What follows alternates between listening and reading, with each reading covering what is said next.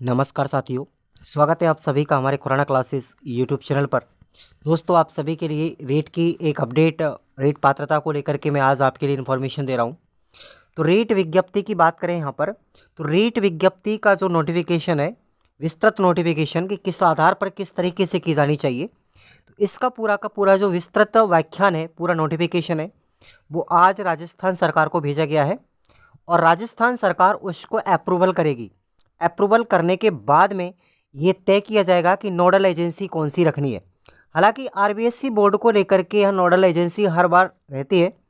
जब भी यहाँ पर राजस्थान स्टेट के अंतर्गत रीट पात्रता की परीक्षा होती है तो आरबीएससी बोर्ड ही इसकी जिम्मेदारी उठाता है, परंतु इस बार अभी तक आरबीएससी बोर्ड को लेकर के कोई भी अधिसूचना जारी नहीं की गई है।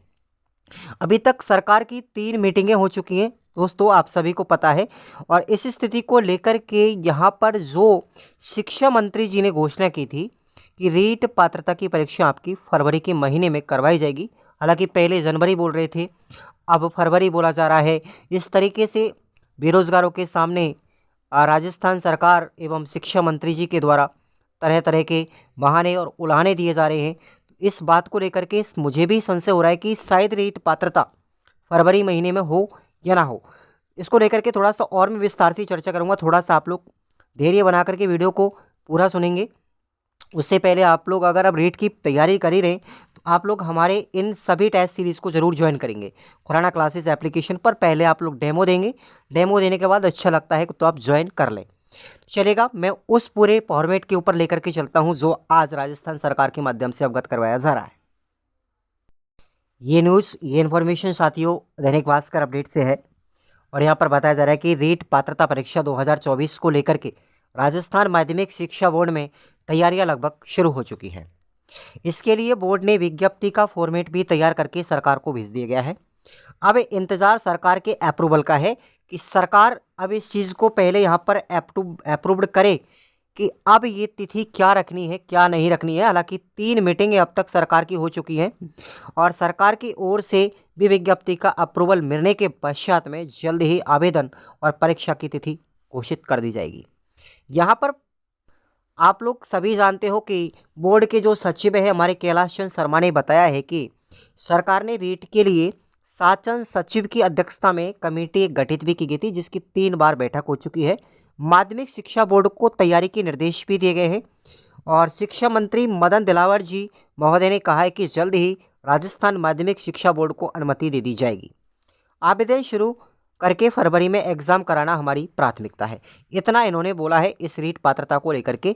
परंतु यहाँ पर अभी तक ऐसा मुझे लग रहा है कि रीट पात्रता को लेकर के अभी तक आवेदन शुरू नहीं हुए हैं। इन लोगों ने अभी 1 दिसंबर की बोला था, कुछ शिक्षा मंत्री जी ने 1 दिसंबर बोला था, आज 5 दिसंबर हो चुका है और अभी तक इनके आवेदन भी शुरू नहीं हुए। ना ही कोई सिलेबस को लेकर के इन लोगों ने बात की थी कि सिलेबस में भी थोड़ा सा अल्टा पल्टी की जाएगी, बदलाव किया जाएगा। कुछ सीबीएसई के चैप्टरों को भी यहाँ पर जोड़ने की बात की गई है, तो उसमें भी अभी तक कोई जिक्र नहीं किया है। कहने का मतलब है कि सरकार अपने काम को निकालने के बाद बेरोजगारों के प्रति जो अन्याय कर रही है ये बहुत गलत है, क्योंकि सरकार अपनी पूरी तरीके से मनमानी कर रही है। जब इन लोगों को पता ही था कि रीट पात्रता हमको फरवरी में करवानी है, तो इन लोगों ने माध्यमिक शिक्षा बोर्ड नोडल एजेंसी को अभी तक अधिसूचित पत्र क्यों नहीं भेजा था। सबसे बड़ी गलती सरकार की है। हालांकि देखिए, काम बहुत सारे होते हैं हर सरकार के लिए, ठीक है, हर सरकार के लिए बहुत सारे काम होते हैं, परंतु बेरोजगारों के लिए भी सबसे पहली प्राथमिकता होती है कि सरकार उसका सॉल्यूशन करे। माध्यमिक शिक्षा बोर्ड सचिव कैलाश चंद शर्मा ने कहा है कि सरकार से अनुमति मिलते ही विज्ञप्ति जारी कर दी जाएगी। अब यहाँ पर किसी भी बोर्ड की गलती दिखाई नहीं दे रही है, सारी की सारी जो गलती है यहाँ पर इस बीजेपी सरकार की है। ठीक है, मैं साफ बोल रहा हूँ आप लोगों से, सारी की सारी गलती किसकी है? बीजेपी सरकार की है। इन लोगों ने अपना मतलब निकाल लिया, चुनाव इनके हो चुके हैं, रिजल्ट भी इनके पक्ष में आ चुका है। ठीक है भाई, तो इन लोगों ने गलत किया है। क्योंकि मैं फिर भी कहना चाहूँगा माननीय मुख्यमंत्री जी और शिक्षा मंत्री जी महोदय से कि वो लोग सरकार भी इस चीज़ को ध्यान में रखे कि बच्चों के प्रति समर्थन में रहें, समय पर उनकी परीक्षा करवाएं। क्योंकि आप भी जानते हैं कि एक बच्चा जब घर से निकलता है तो उसका खर्चा बहुत सारा आता है, ठीक है।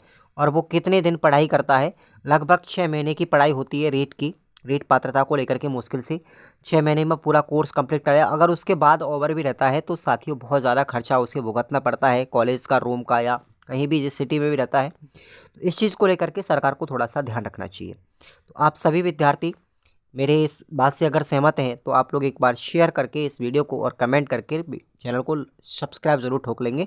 और मैं अभी आपको क्लास चलाने जाऊंगा, और ठीक है, क्लासें आपकी चलेंगी इसी यूट्यूब चैनल पे।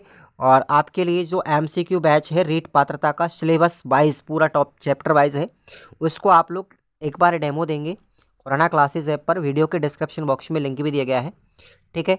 उस पर आप लोग एक बार डेमो देना, अच्छा लगे तो आप लोग बिल्कुल ज्वाइन करना उसको, क्योंकि वो आपके लिए बहुत ही ज़्यादा हेल्पफुल रहेगा।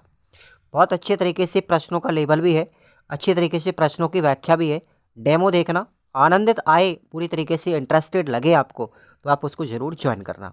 किसी भी प्रकार की, कोई भी प्रकार की शिकायत अगर आपको रहेगी कोर्स से रिलेटेड, ऐसे एमसीक्यू बैच से रिलेटेड, एप्लीकेशन में किसी प्रकार की टेक्निकल इश्यू, तो आप लोग हमें इन्फॉर्मेशन ज़रूर दें। Thank you so much. और टेलीग्राम को ज़रूर ज्वाइन करेंगे।